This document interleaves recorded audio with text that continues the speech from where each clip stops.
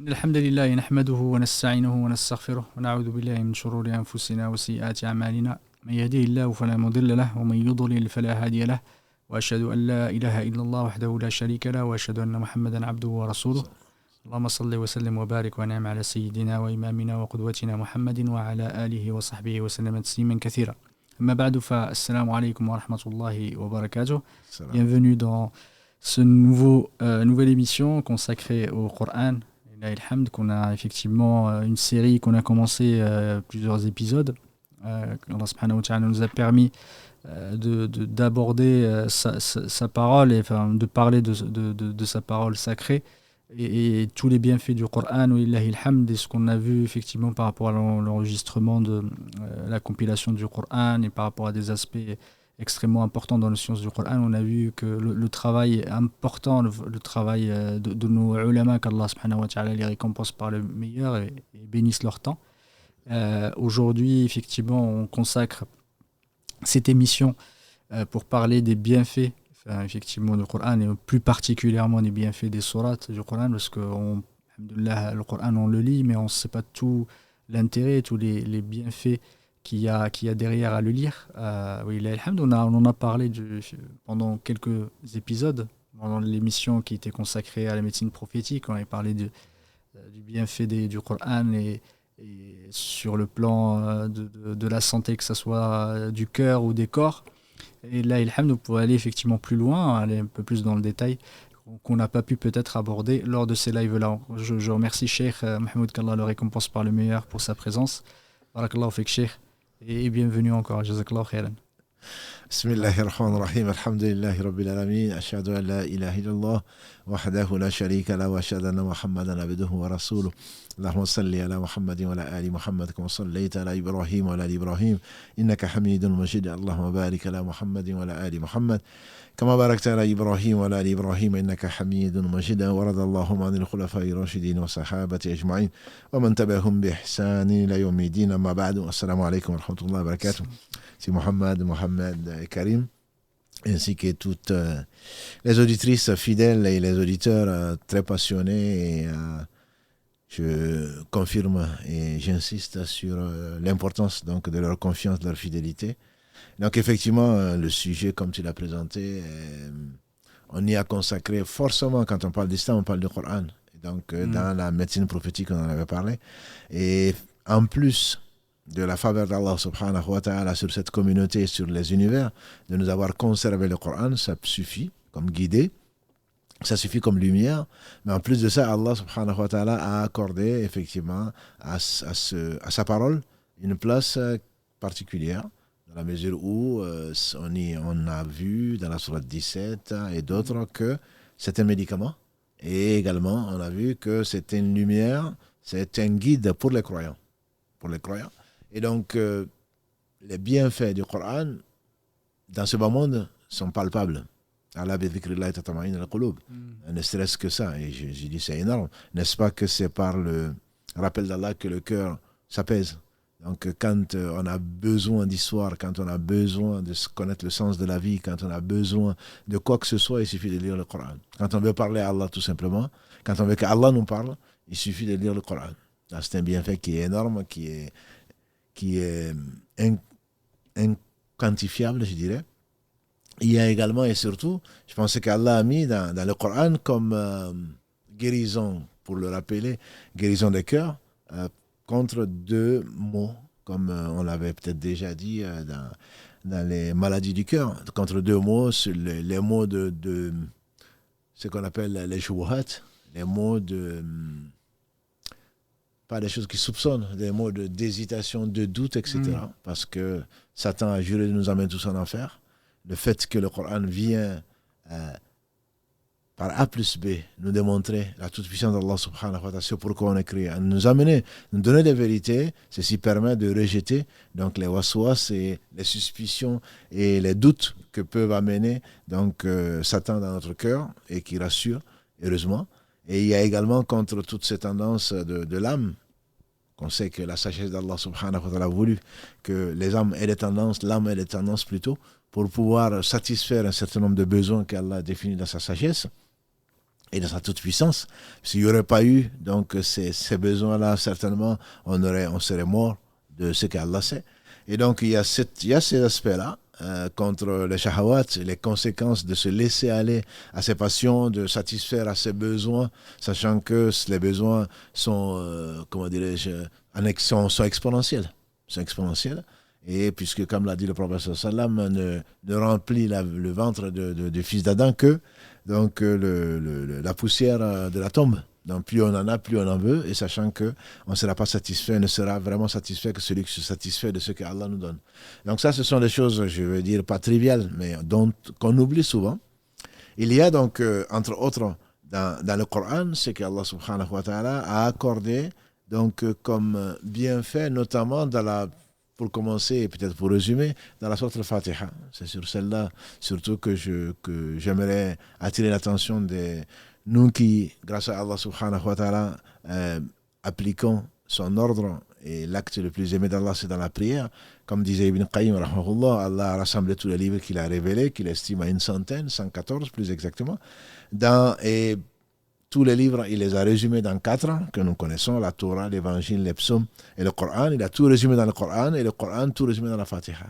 Donc si Allah nous amène justement à lire, nous ordonne à celui qui connaît la Fatiha de la lire 17 fois par jour, pour la personne bien entendu qui n'est pas indisposée, et la personne qui est responsable.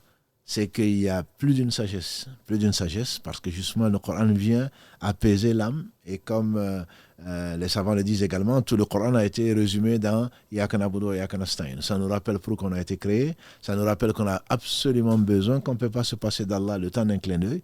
Donc tout ceci nourrit le cœur, et est sorti de la prière, on ne peut être que meilleur, sans péché, Inch'Allah, si Allah l'a accepté, mais on est renforcé pour aller de l'avant, sachant que le temps est compté, sachant que demain, on ne pourra pas faire ce qu'on devait faire aujourd'hui, dans la mesure où ce sont des jours qui ne reviennent pas. Donc déjà, ce Coran qui remplit le cœur. Après la tristesse, c'est la joie que ça te donne. Après les doutes, c'est la conviction, c'est l'enthousiasme même, je dirais, que Allah te donne au travers de la lecture du Coran. Ça, c'est un bienfait qu'on ne peut pas mesurer.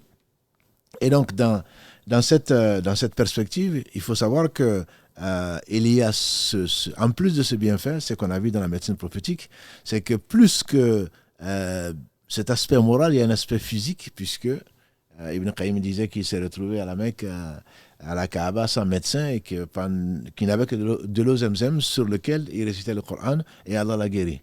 Et on sait que même un non-musulman, le hadith d'Abu Saïd al-Khudri rapporté par les deux, Al-Bukhari et Muslim, qu'Allah fasse miséricorde, ou par lesquels quelqu'un qui ne savait pas, mais qui croyait en Allah subhanahu wa ta'ala, qui lui faisait confiance, à la lecture de la Fatiha, Allah a guéri un non-musulman. Donc ça, ce n'est pas seulement une guérison des cœurs, c'est également une guérison des cœurs, du corps. En plus de cela, ce qu'on a peut-être également évoqué, c'est que chaque lettre du Coran, comme l'a dit le prophète sallam, rapporte 10 hasanat. Donc chaque lettre lue du Coran rapporte 10 hasanat. Et ça, c'est dans la perspective qui est réelle, la perspective de l'au-delà. Et ce jour-là, on verra effectivement qu'est-ce qu'on a fait, de bien comme de mal. Parmi le bien qui sera compté pour ceux qui l'ont fait pour Allah, suivant la sunna du prophète sallam, c'est le fait que chaque lettre qu'on a lue sera comptée 10 hasanat, comme l'a dit le prophète sallam. Je ne dis pas que alif lam mim est un harf, alif harf, lam harf, mim harf. Donc ça, on investit pour l'au-delà. Chaque fois qu'on va lire le Coran, on ne va pas le compter bien sûr, Allah, avant de nous avoir créé, les anges le notent, et donc on verra demain, Inch'Allah, ceux qui ont le plus lu le Coran, ceux qui en ont surtout profité dans la vie d'ici-bas pour l'au-delà. Et on disait, dans tout, il faut se rappeler la sagesse d'Allah subhanahu wa ta'ala, de cette femme qu'on avait peut-être citée dans la médecine prophétique, une femme qui disait qu'elle avait été éprouvée par le mas, par la possession, et que ça l'obligeait à lire, elle s'était imposée de lire 5 heures de Coran par jour. 5 heures de Coran, Allah seul sait comment ça peut représenter. Et elle remerciait Allah d'avoir été éprouvée parce que ça l'obligeait.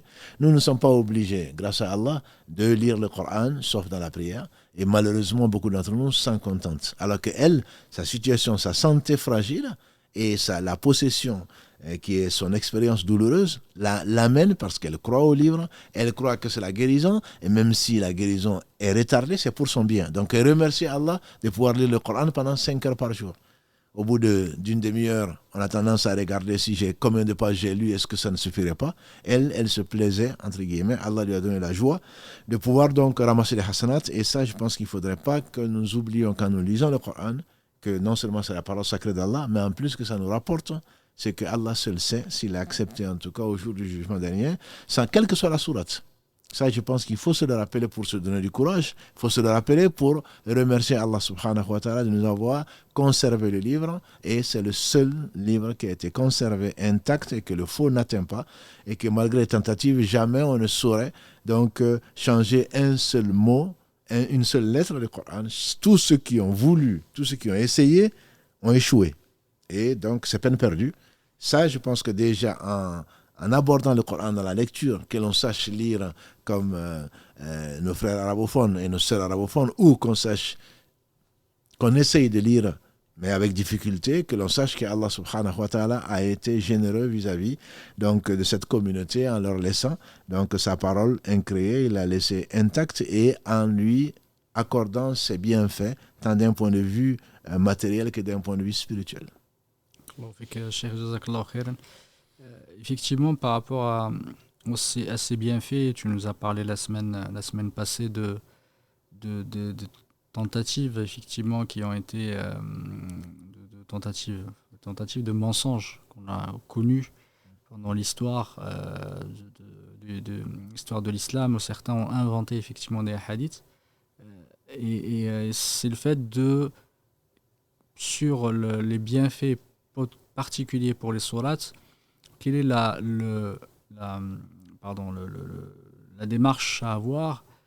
Est-ce qu'on peut accorder des bienfaits avec la raison, ou il faut obligatoirement que ça vienne du prophète alayhi salatu wassalam, et la règle, il faut que c'est que c'est tawqifi, ce n'est pas l'avis d'un tel ou d'un tel sur un bienfait potentiel d'une sourate.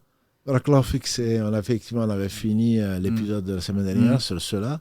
Il y a deux personnes qui sont souvent citées, qui sont du IIe siècle. On ne peut pas imaginer que les compagnons du prophète sallam qui enlevaient leurs chaussures quand ils voyaient le prophète enlever leurs chaussures, qui mettaient les pas, même s'il n'y avait pas d'arbre, qui se couchaient là où le prophète s'est couché. On ne peut pas imaginer un seul instant que ces gens que Allah a choisis, qui sont meilleurs que toute l'humanité, hormis les prophètes, on ne peut pas imaginer qu'ils aient dit sur le compte du prophète sallam et sur Allah donc le contraire de la vérité. Il y a eu des gens, effectivement, en voulant bien faire, et ça, je pense que tu fais bien de soulever ce point, parce que beaucoup d'entre nous disent qu'il y a du bien dedans, et certaines même personnes disent que si c'est pour faire du bien, c'est pas grave. Même le hadith, il est faible. C'est un avis qui est rejeté. Allah nous a conservé tout ce dont nous avons besoin.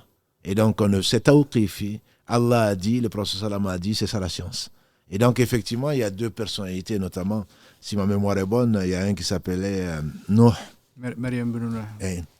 Il s'appelait Ibn Maryam, voilà. Et donc, l'autre qui s'appelait Maïsara, Ibn Abd-Rabia. Ces deux ont inventé, et quand ils ont inventé des hadiths. Inventé des hadiths avec une bonne opinion. Avec une bonne intention. Et donc, beaucoup d'entre nous disent non, mais c'est pas grave, c'est pour encourager. Quand on a découvert la gravité et la fausseté de ce que racontait Maïsara, par exemple, on demande pourquoi tu as fait ça. Il dit, j'ai vu les gens s'occupaient de fiqh, d'Abu Hanifa, ou de la sira d'Ibn Ishaq, et ils négligeaient le Coran. Donc, pour les faire aimer le Coran, j'ai inventé. Donc, il y a beaucoup, malheureusement, de livres et que nos frères et nos sœurs ont retenu parce qu'on est bassement matériel. Si on connaissait Allah, on aimerait sa parole, et on n'a pas besoin de savoir que celui qui lit 33 fois ceci va avoir cela, celui qui va lire ceci, bien que si ça a été révélé, si ça a été vérifié, bien entendu que c'est important. Le professeur n'a pas dit, c'est pas par futilité. Mais on se demande, est-ce que c'est vrai? Quelle est la sourate contre la pauvreté? On a déjà posé la question. Donc, la vraie pauvreté, c'est la pauvreté du cœur. La vraie richesse, c'est la richesse du cœur, comme l'a dit le prophète sallallahu alayhi wa sallam. La vraie richesse, c'est la richesse du cœur. Nous, on va chercher à avoir des millions. Qu'est-ce que ça va représenter sinon des ennuis au jour du jugement derrière? À devoir, donc justifier. Prenons pas un commissaire des comptes, mais prenons donc quelqu'un qui va venir pour juger tes comptes, etc. Tu vas te retrouver au centime près, on va te demander de justifier. Voilà. Et donc, bien sûr, Allah, il est parfait. Et donc, sa promesse est vraie. Et on aura à justifier ça, à moins qu'il nous compte parmi ceux qui n'auront pas de compte à rendre. C'est pour cela qu'on insiste pour nos frères et nos sœurs de prier pour nous. Et qu'Allah subhanahu wa ta'ala nous l'accorde. Et donc, pour revenir à ta question, il y a eu beaucoup de hadiths qui ont été inventés. On lui a demandé pourquoi. Il dit parce que moi, je voulais faire du bien. Et beaucoup d'entre nous veulent faire du bien en faisant du mal. Ça, c'est de l'innovation et qui est rejeté. C'est l'un des plus grands péchés. En disant, bon, il n'a pas dit, mais c'est pour me rapprocher d'Allah, c'est pas grave. C'est pas grave, mais je rappellerai le verset 2 de la sourate 39, où ceux qui ont les polythéistes, ils ont dit, Allah leur fait dire, et Allah dit la vérité dans la sourate 39, Allah dit, ils disent, Ma na'buduhum illa yuqarribuna ila Allahi zulfa. On ne les adore pas, les idoles, c'est juste pour qu'ils nous rapprochent plus d'Allah. Donc là, on veut faire du bien, mais Allah est pur, on accepte ce qui est pur. Donc il faut vraiment faire attention. Et nous, on aime la facilité, on aime les réductions, on aime les soldes, etc. Et ça, dans la religion, c'est la religion d'Allah. Et donc, on ne doit dire d'Allah que du vrai. Et c'est pour cela que beaucoup de hadiths ont été inventés et Allah a envoyé des hommes pour les nettoyer, pour purifier la sunna du prophète sallallahu alayhi wa sallam. Et donc, on ne doit pas, effectivement, dire d'Allah ni de son prophète, c'est le contraire de la vérité. Il faut en être sûr. Il faut en être sûr. Le minimum que l'on puisse avoir, c'est la bonne intention et de lire le Coran et on sera surpris de la récompense d'Allah. Et sa récompense est énorme. Pourquoi aller chercher, aller tromper les gens? Voilà, on va prendre des noms d'Allah, on les multiplier par 639 ou par je ne sais pas quel chiffre pour arriver à un but matériel. C'est ce qui est extraordinaire. Si on me disait qu'en lisant la logique, comme tu l'as souligné tout à l'heure, la raison aurait pu nous dire, bon, lisez la sourate al-Baqarah, ce qui est vrai d'ailleurs, on va, Inch'Allah, voir, il y a beaucoup de bienfaits. Mais pourquoi? Parce que c'est la sourate la plus longue, de 186 versets, donc tu vas avoir le plus de hasanat possible. Mais c'est sans savoir qu'Allah met le bien là où il veut. Voilà, une sourate de 4 versets qui vaut le tiers du Coran. Oui, voilà. Donc Allah est si bon. Il est si bon. Au lieu de nous dire, lisez la sourate al-Baqarah, ce qui est vrai. Le prophète sallam a dit, lisez la sourate al-Baqarah. Shaitan ne rentre pas dans une maison où on lit la sourate al-Baqarah. Et sans compter d'autres hadiths, peut-être qu'on verra. Mais il a été jusqu'à nous dire, par faveur d'Allah subhanahu wa ta'ala, est-ce que l'un d'entre vous peut lire le tiers du Coran en une nuit? Ils ont dit non. Quand même. Une nuit, il a dit, Qul Allahu ahad, c'est le tiers du Coran. Qul Allahu ahad, que nous connaissons tous, je l'espère, c'est le tiers du Coran. Et quelqu'un qui a passé sa nuit à répéter Qul Allahu ahad, il y a des compagnons qui ont été étonnés, comme pour négliger, comme pour dire, il n'a pas lu grand-chose. Il a dit, c'est le tiers du Coran. Et quelqu'un qui a été honoré par la responsabilité et qui, à la fin de chaque prière, disait Qul Allahu ahad à la fin. Il a dit, demandez-lui pourquoi. Il dit, parce que c'est une sourate où il y a les noms sublimes de mon Seigneur que j'aime. Et le prophète me dit, annoncez-lui que son amour pour les noms d'Allah, subhanahu wa ta'ala, ont fait que Allah l'a aimé. Donc ce n'est pas la raison, c'est juste pour justifier le fait que ce n'est pas la raison, ce n'est pas la quantité. C'est pas moi, je crois que ça c'est bon, donc je vais le faire. C'est parce que Allah définit quel est le meilleur jour pour les invocations. Quel est le meilleur jour de l'année? Comment est-ce qu'on va le savoir? Un tirage au sort. Il y a 354, 355 jours. Comment on va faire? Comment on va le savoir s'il n'y avait pas la révélation? Le meilleur de tous les jours, le meilleur des 10 meilleurs jours, c'est le jour de l'Aïd al-Adha, le jour de la Tabaski, comme le diraient certains Africains, etc. Voilà. Donc, c'est Allah qui décrète, c'est Allah qui a révélé ce dont nous avons besoin. Il ne faut pas aller chercher pour faire du bien des choses en dehors de la révélation. Pour effectivement ce hadith-là, que beaucoup de ulama citent, surtout dans les livres des sciences du hadith, c'est juste pour donner quelques exemples de ce hadith. C'est un hadith qui est très long, effectivement, où en fait, on énumère les bienfaits de chaque sourate, une après l'autre. Effectivement, on commence avec ce hadith, Maribon disait, celui qui lit la Fatiha, c'est comme s'il a lu les 2 tiers du Coran, et qu'il aura une récompense pour chaque verset, une récompense comme s'il avait fait l'aumône pour chaque... Non, pardon. Et s'il la lit, il aura la récompense comme si il avait fait une aumône pour chaque croyant et croyante. et que celui qui lit la Baqara, effectivement, il a la récompense de celui qui est un murabit fi sabilillah, celui qui est effectivement mujahid fi sabilillah. Et celui qui lit Al-Imran aura pour chaque verset une protection sur le pont de l'enfer. Celui qui lit An-Nisa aura effectivement la récompense, Al-Maïda, pardon, aura une récompense comme s'il avait fait une aumône pour chaque héritier sur terre, etc., etc. Du coup, ça continue jusqu'à la fin. À chaque fois, des fois, il y a des choses extraordinaires. Du coup, les ulama, ils ont tous dit effectivement que ce hadith est complètement faux, qui a été inventé, et qu'il n'y a pas de raison d'inventer, parce que, alhamdoulilah, en se contentant des hadiths et de la sunna authentique, il y a, alhamdoulilah, il y a de quoi effectivement occuper ses jours. On n'a pas besoin, alhamdoulilah, d'aller jusqu'au bout. Il suffit juste de un ou deux hadiths, alhamdoulilah, pour aller, effectivement, pour être heureux dans la vie. On n'a pas besoin d'aller si loin. Et ça, malheureusement, c'est l'esprit humain qui nous pousse, surtout le shaitan, effectivement, le shaitan qui nous pousse à aller chercher tout le temps cette espèce de perfection qu'on recherche, en se disant je peux faire toujours meilleur, mais c'est plutôt notre ego et notre orgueil qu'on est en train de servir, parce qu'on a l'impression qu'on est meilleur que ceux qui nous ont précédés, et surtout qu'on est meilleur que le prophète alayhi salatu wassalam. Dire voilà, je peux toujours faire mieux, apporter ma touche, etc. Mais pourquoi, qu'est-ce qu'ils ont les autres? Et ceux qui me disent oui, les ulama avant, effectivement, qu'est-ce que disent les contemporains maintenant? Comme si, voilà, les contemporains, ils ont ajouté quelque chose que les autres n'ont pas su. Il faut un peu effectivement d'humilité vis-à-vis de la sunna, et barakallahu fik de l'avoir rappelé que pour tous ces hadiths, effectivement, il y a du ajr, et à chaque fois, pour définir une récompense par rapport à un acte, il faut obligatoirement qu'on ait un hadith, effectivement, qui soit authentique. Et jazakallahu khairan de l'avoir dit, se baser sur un hadith qui est mawdou', c'est quelque chose que, par consensus des ulama, un hadith qui est mensonger, personne ne dit qu'on prend un hadith mawdou' et qu'on l'applique, sauf ceux, effectivement, qui manquent complètement de discernement et de science. Par rapport à ça, effectivement, si tu pouvais, Inch'Allah, nous donner des exemples, alhamdoulilah, de hadiths, cette fois-ci authentiques, sur les bénéfices des sourates, pour rappeler cette importance, que les gens reviennent un peu au Coran et se disent, alhamdoulilah, peut-être que j'avais effectivement quelques soucis, vaut mieux que je me réfugie dans la parole d'Allah subhanahu wa ta'ala. Alhamdoulilah, ce que tu as dit, effectivement, ce hadith mensonger, ça peut arranger, dont lui d'ailleurs. Et quand il a été sanctionné pour ça, il a dit qu'il attend en plus la récompense d'Allah pour avoir menti sur Allah.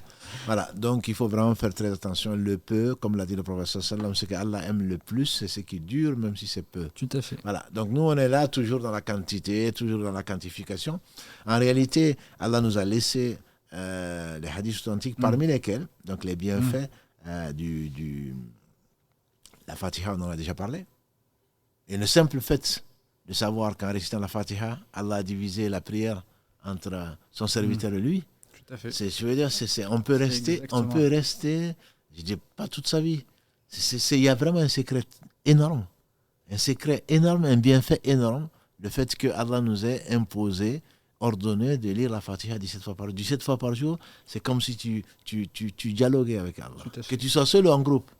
Donc ça, il faudrait qu'on le redécouvre et qu'on ne soit pas pressé, comme certains le font, à aller réciter rapidement et comme un perroquet la parole d'Allah subhanahu wa ta'ala. Donc je ne vais pas revenir sur la Fatiha. On va commencer par la sourate 2.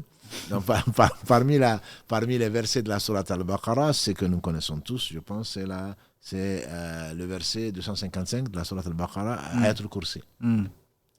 Ayatul Kursi, c'est le verset le plus grandiose. Le plus grandiose du Coran, parce qu'Allah l'a défini comme tel, par la bouche de son prophète sallallahu alayhi wa sallam. Et bon, on connaît un peu l'histoire de Abu Huraira Kalalagré, à qui le prophète sallam avait confié donc la zakat al-fitr, et finalement, que Shaitan, sous la forme d'un vieillard, est venu voler 3 fois. Et ensuite, la 3e fois, il a promis, c'était un menteur, il a promis de le lâcher, de lui donner quelque chose, de l'informer, et donc à condition qu'il le lâche. Il a finalement accepté le marché. Il dit lis Ayatul Kursi, le verset 255, donc de la sourate 2. La sourate le verset du piédestal. C'est pas le verset du trône, c'est le verset du piédestal. Et ça te suffit. Quand Abu Huraira a été raconté au prophète sallallahu, il a dit effectivement, c'est vrai, même si c'est un menteur. Donc même d'un menteur, il peut dire des choses vraies. Et pour aller voir les marabouts et les charlatans et qui disent oui, finalement, c'est vrai que s'il m'a dit qu'il va m'arriver un malheur m'est arrivé, ben effectivement, le plus grand malheur, ce n'est pas celui qui t'est arrivé, c'est le fait d'avoir mécru en Allah subhanahu wa ta'ala. Parce que celui qui va te dire qu'il va arriver quelque chose, la ya'lamul ghayb illa Allah. Le futur, l'avenir, Allah seul le sait. Celui qui te dit il arrivera ça, c'est un menteur. Voilà. Y croire est interdit dans l'islam. Donc, alhamdoulilah, le prophète nous a dit, entre autres, avec ses épouses, certaines de ses épouses ont dit que celui qui va aller voir un devin et qui croit à ce qu'il a dit, pendant 40 jours, ses prières ne sont pas acceptées. Donc nous, on est là, tendance... Qui n'a pas cru... qui n'a pas cru à ce qui a été dit, celui qui va voir un devin.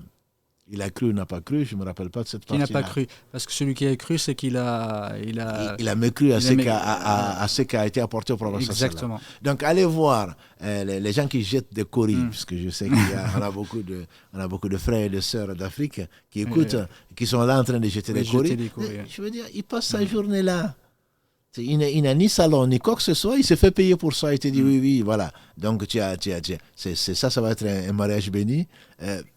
Parce que c'est ce que tu es venu chercher. Voilà. Donc, tu vas pas, si tu vas pas y croire en disant non, finalement, non, c'est un arnaqueur, c'est un charlatan, tant mieux pour toi. Mais ces 40 jours, tes prières ne sont pas acceptées. Oui, tout à fait. Et combien de gens quittent la mosquée pour aller voir des devins, malheureusement. Parce que celui-là, effectivement, ceci, c'est juste tu es parti le voir, sans même. Ça veut dire que tu es parti juste pour t'amuser. Effectivement, pendant 40 jours, Allah subhanahu wa ta'ala n'accepte pas ta prière. Voilà. Et ceux qui lisent parfois les horoscopes, ils lisent les horoscopes en disant mais j'y crois pas, c'est juste je lis comme ça. Mais c'est un peu l'équivalent. Oui, quelque part, qu'Allah nous pardonne. Qu'Allah nous pardonne, c'est vrai que non, c'est juste pour rigoler. Oui, c'est comme ça. Diraient les jeunes, c'est juste pour rigoler. Non, on ne rigole pas avec ça. On ne rigole pas avec ça. On ne doit pas chercher la science si ce n'est celui qui détient la science. Allah subhanahu wa ta'ala a préservé sa religion et la science vient de lui. Donc pour revenir à Ayatul Kursi, le prophète sallam a dit, il a dit vrai. Donc là, on sait que c'est vrai. Donc on le prend comme hadith authentique. Il a été rapporté par le Bukhari en particulier. Abu Huraira nous a rapporté ça. Et donc celui qui lit Ayatul Kursi, ça suffit comme protection. Et donc le prophète sallam nous a dit, dans un hadith également authentifié, celui qui lit Ayatul Kursi après chaque prière, entre lui et le paradis, il n'y a que la mort. Tout à fait. C'est un hadith qui est authentique. Ça ne veut pas dire je vais faire n'importe quoi, je vais me suicider et je vais rentrer au paradis. Ça veut dire que si tu l'as lu, si tu meurs après l'avoir lu, Allah subhanahu wa ta'ala t'accorde le paradis, même si c'est après un certain temps. Donc, il a dit également, alayhi salatu wassalam, par rapport donc, après chaque prière, et lui-même, alayhi salatu wassalam, puisqu'il a confirmé que c'était vrai, donc chaque soir, on doit le lire parce que ça suffit comme protection contre les shayatines. Donc, ne serait-ce qu'en y croyant et en le lisant, Allah subhanahu wa ta'ala nous protège contre Satan. Donc ça, c'est juste quelques hadiths sur Ayatul Kursi. Il y en a bien d'autres. Il a dit également, alayhi salatu wassalam, que Ayatul Kursi a une langue et deux lèvres. Oui. Voilà. Il a une langue et deux lèvres. Donc il chante la gloire d'Allah subhanahu wa ta'ala. Ne serait-ce que ça, on va réciter d'une façon particulière, on va accorder d'une façon particulière parce que ça participe, comme toute chose, ça participe à chanter la gloire d'Allah subhanahu wa ta'ala. Et en particulier là, c'est la parole d'Allah. Allah se loue lui-même, c'est la meilleure des façons, bien entendu, de se louer. Tu voulais dire? Par rapport à ce que tu disais, parce que je croyais que tu allais passer à une autre sourate. Là, effectivement, c'est inversé. Ce que tu nous disais à chaque fois, et je pense que barakallahu fik de l'avoir rappelé, c'est pas que de l'administratif.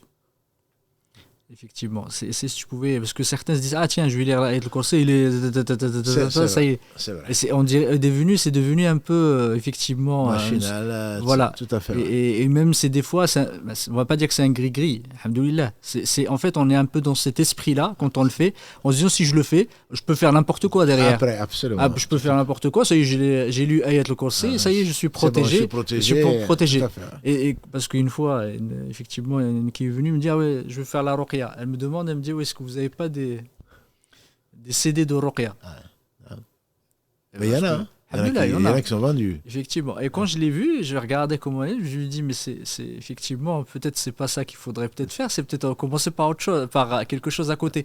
Et on en a parlé la dernière fois, c'est que les gens, effectivement, ils voient dans le Coran comme un médicament qu'on va acheter au supermarché, etc. On va le prendre parce que on n'a peut-être pas trouvé d'autres solutions à côté qui étaient efficaces. Ils se sont dit, on se retourne en dernier recours sur Comme le ils Coran. disent, on a été Oui. faire toutes les analyses, ils n'ont rien Tout à fait, trouvé. tout à Donc fait. maintenant, on va venir au Coran. Comme C'est si ça. le Coran, c'est le dernier, C'est ça. c'est le dernier médicament, C'est ça. c'est le dernier espoir, alors que ça doit être le premier. Exactement. Donc, Exactement. effectivement, non, ce que tu dis, c'est vrai parce que les savants, en fait, notamment, je pense qu'on a fait pour ceux de nos auditeurs qui ont envie d'approfondir les bienfaits d'Ayatul Kursi, on a fait pendant 10 minutes une vidéo dessus, sur Ayatul Kursi, qu'on a expliqué, etc., parmi lesquels. Donc, les savants expliquent qu'il y a combien de noms parfaits, sublimes d'Allah subhanahu wa ta'ala. Combien de noms. Et chaque nom, bien entendu, est tout simplement merveilleux, parfait. Et ne serait-ce que ça, je dirais. Le professeur Sallam a dit, ce qui veut dire qu'on comprend, Allahu la ilaha illa huwa al-hayyul qayyum, on a déjà 3 noms parfaits d'Allah, et notamment le nom suprême d'Allah. Le professeur Sallam, il a dit, le nom suprême d'Allah est dans 3 sourates. La sourate al-Baqarah, la sourate Al-Imran et la sourate Taha. Et donc, on connaît les versets 255 de la sourate Al-Baqarah, Allahu la ilaha illa huwa al-hayyul qayyum, le verset 2 de la sourate Al-Imran, Alif Lam Mim, Allahu la ilaha illa hu, le verset 111 de la sourate Taha, wa anatil wujuhu lil hayyil qayyum. Donc, on sait que le nom suprême, en tout cas selon les gens de science, c'est Allah. C'est pas besoin d'aller voir un marabout pour qu'il tu lui donne quelques milliers de francs CFA pour qu'il te trouve un mari ou que tu sois riche, etc. Il va dire, je vais implorer Allah par son nom suprême. Tu n'as qu'à le faire toi-même. Allah nous l'a donné. Donc il n'y a pas de secret qu'Allah a confié à des hommes d'aujourd'hui ou d'hier qui n'ont pas été donnés au prophète sallallahu alayhi wa sallam. Donc il y a des noms suprêmes, Al-Aliyul Azim, à la fin. Donc il y a des noms suprêmes d'Allah subhanahu wa ta'ala, des noms plutôt Al-Asma al-Husna, des noms sublimes d'Allah subhanahu wa ta'ala. Et quand on veut expliquer, on n'a pas le temps aujourd'hui de parler d'Ayatul Kursi, je renvoie donc à cette vidéo, c'est que quand tu vois la grandeur, la perfection de la science d'Allah subhanahu wa ta'ala, lui, son essence, la ta'khudhuhu sinatun wa la nawm, ni sommeil ni somnolence ne le touche. Donc Allah, il est parfait, il n'a besoin de rien et rien ne lui ressemble. Donc c'est avec cette conscience que Allah subhanahu wa ta'ala est parfait, que rien ne lui ressemble, qu'Allah te protège. Ce n'est pas le fait de mettre ça dans un gris-gris ou de faire autre chose avec, ou de le lire dans l'insouciance, comme tu l'as dit tout à l'heure, ou autre chose. Donc c'est vraiment important de le lire, et c'est la parole d'Allah, donc d'essayer de prononcer chaque lettre comme il le faut, malgré son accent, chaque lettre comme il le faut, et d'essayer de méditer sur ça. Son piédestal est plus vaste que les cieux et la terre réunis. Et on a déjà dit que ce bas monde par rapport au premier ciel ne représente pas grand-chose. Ainsi de suite. Et le Kursi est au-dessus du 7e ciel. Alors, Allah dit qu'il est plus vaste que les cieux et la terre réunis. Voilà, et la garde des cieux ne représente rien pour Allah subhanahu wa ta'ala. Ne lui cause aucune fatigue, ni aucun effort, si on peut parler d'effort. Il est vraiment celui qui est très élevé dans son être, dans ses noms et attributs, dans tous ses actes. Alors, Azim, l'immense. Donc, effectivement, en lisant cela, grâce à Allah, au travers de la vie du cœur, Allah protège la personne et que Shaitan ne peut rien contre cette personne-là. Ah oui, mais j'ai fait le cauchemar. C'est une preuve. Mais Shaitan ne pourra rien contre toi. Et donc ça fait partie des choses, j'espère que beaucoup de nos sœurs et nos frères pratiquent, et c'est quelque chose de plus que recommandé tous les soirs et après chaque prière. Bien entendu, ça suppose qu'on fait la prière, et ce n'est pas donc quand on est possédé, et je pense qu'on est déjà possédé quand on s'éloigne d'Allah subhanahu wa ta'ala, et le seul recours, c'est de demander protection auprès d'Allah subhanahu wa ta'ala contre Satan le lapidé. Et quand on évoque Allah, notamment sa parole, Satan il s'enfuit. Donc ça, il faudrait revenir aux principes et aux principaux et à l'essentiel pour que Allah subhanahu wa ta'ala déverse sur nous un surcroît donc de bénédiction. Ça, c'est Ayatul Kursi. Si tu veux qu'on passe à d'autres versets. Oui, voilà.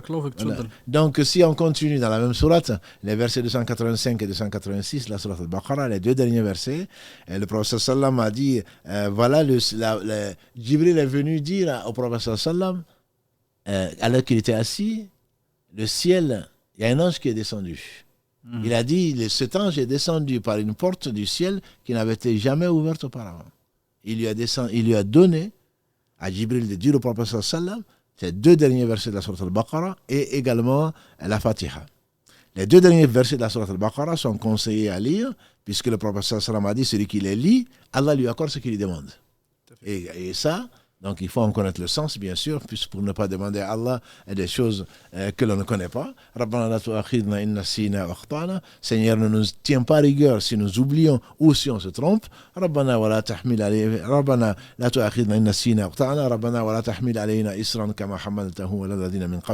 Jusqu'à la fin donc du verset 286, qui donc on doit le lire, on doit le demander, et la garantie est là. Allah subhanahu wa ta'ala a garanti par la bouche du prophète sallam qu'il va nous accorder ce qu'on aura demandé. La sourate Al-Baqarah elle-même, le prophète sallam a dit, lisez-la. On a dit au début, le shaitan ne rentre pas dans une maison où il y a donc où on lit Al-Baqarah. Ça ne veut pas dire, parce que beaucoup de gens, à ma maison, j'ai une nouvelle maison, donc je vais mettre Al-Baqarah et il s'en va. Il laisse tourner, voilà, il laisse tourner et il n'écoute pas. Bien entendu que le Coran a été révélé, comme on l'a dit souvent ici, pour être écouté, pour être lu, pour être médité, pour être mis en pratique. Donc Al-Baqarah et la sourate qui suit, Al-Imran, sont des sourates, et le prophète nous a particulièrement conseillé de les lire et qui seront des lumières, des nuages au jour du jugement dernier, donc de lumière. Donc ce n'est pas simple fait de le mettre dans la voiture ou dans la maison et s'en aller, ou de le mettre dans la voiture et en même temps parler. J'entends, et je le dis à mes interlocuteurs parfois, et on a entendu, même quand on téléphone parfois, on écoute l'émission, et on veut téléphoner, en même temps on entend le Coran. Le Coran, quand il est récité, on doit l'écouter, ne serait-ce que par respect. Et on doit essayer de le comprendre, et on doit essayer de le méditer.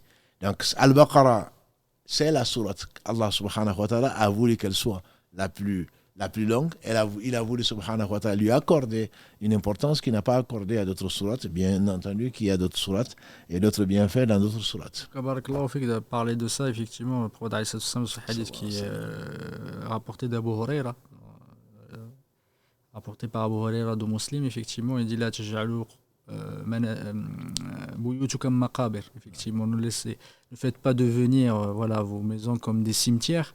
Effectivement, c'est là où il est cité effectivement la sourate Al-Baqarah, qu'elle fait fuir effectivement les shayatins des maisons.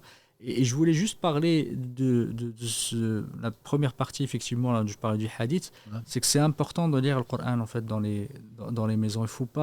Les maisons ne doivent pas devenir des cimetières, effectivement. Et si tu pouvais donner un conseil, ce conseil à nous-mêmes et peut-être à nos frères et nos sœurs, que le Coran, il ne faut pas qu'il soit juste de temps en temps, effectivement. Tout à fait, de façon continuelle. Je pense que c'est de façon continuelle et surtout un rapport. Quand le professeur sallam le rappelle, il dit que son peuple a fait la hijra du Coran. Oui. Et donc il a abandonné le Coran. Et donc le professeur, on disait qu'il en pleurait.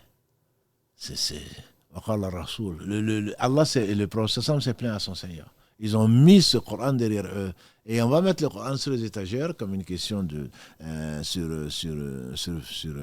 Messenger ou sur Facebook, le disait. On va mettre est-ce qu'il faut mettre le Coran en hauteur ou en bas? Le problème ne se pose pas. Le Coran, c'est la parole d'Allah. Et on ne met pas le Coran juste pour dépoussiérer, et comme souvent les gens le font, que pendant le mois de Ramadan. Le Coran, ce n'est pas quand quelqu'un meurt, on va appeler des gens pour lire le Coran. Et soit au cimetière, soit chez le défunt, ou le mariage, tout à fait, en train de fumer, en train de boire du thé, et on n'écoute même pas. Donc c'est vraiment c'est de l'ignorance même, et le peu de pudeur, et de considérer la parole d'Allah subhanahu wa ta'ala. Même les polythéistes, quand on restait le Coran, l'écoutaient. Ils craignaient d'être convaincus par le Coran, parce qu'ils savaient la puissance qu'il y avait dans la parole d'Allah subhanahu wa ta'ala. Et quand un homme était en train de réciter le Baqarah, justement, il était sur son chameau, et tout d'un coup, le chameau est parti. Il est venu voir le prophète sallam et il dit ça c'est la sakina qui descendait. Le fait qu'on lise le Coran, Allah a fait descendre la paix.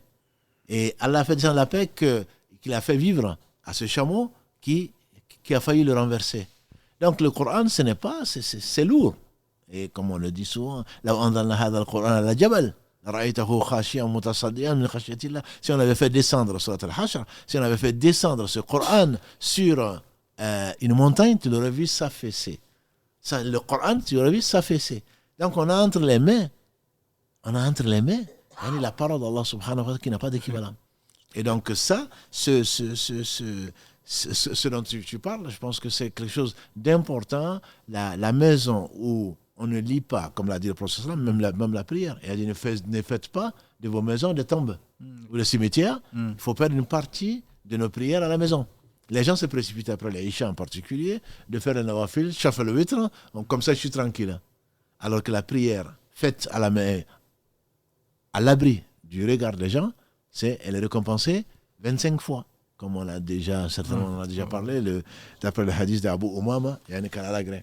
Donc, il faut faire, ça appelle la bénédiction d'Allah subhanahu wa ta'ala, puisque quand on prie, on va lire le Coran.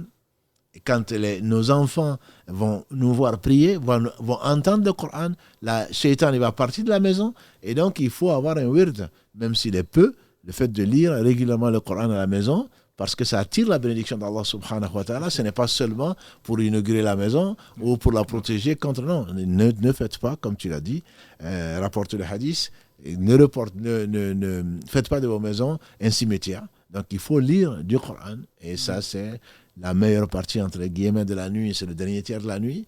Et comme on l'a dit, celui qui ne lit pas, le prophète sallam a dit, celui qui lit 100 versets par nuit n'est pas considéré comme quelqu'un de négligent. Ou comme il a dit, alayhi salatu wassalam, ou d'insouciant. Donc le Coran, on doit le lire, on peut le lire, alhamdulillah, dans sa voiture, on peut le lire en marchant, on peut le lire à la maison, comme tu l'as suggéré tout à l'heure, c'est le hadith. S'asseoir un moment et lire du Coran doit faire partie donc du dhikr de la personne. Est-ce que tu veux effectivement passer à d'autres sourates, parce qu'effectivement il nous reste un quart d'heure et alhamdulillah, il reste... Alhamdulillah, c'est les bienfaits, même si ce n'est pas dans le hadith de chaque sourate. Oui. Il y a beaucoup de sourates qui ont beaucoup de bienfaits. Je vais, pour ne pas être pris par le temps, je vais prendre part à les sourates que nous connaissons tous et qui nous apportent, grâce à Allah subhanahu wa ta'ala, donc des bienfaits énormes. On a déjà parlé de la sourate al-Ikhlas, la 112, donc, qui est le tiers du Coran, et je m'étonne encore de quelqu'un qui connaît ça et qui ne le fait pas. Le prophète sallam nous a ordonné, il nous a suggéré de lire les 3 dernières sourates, la 112, la 113, la 114,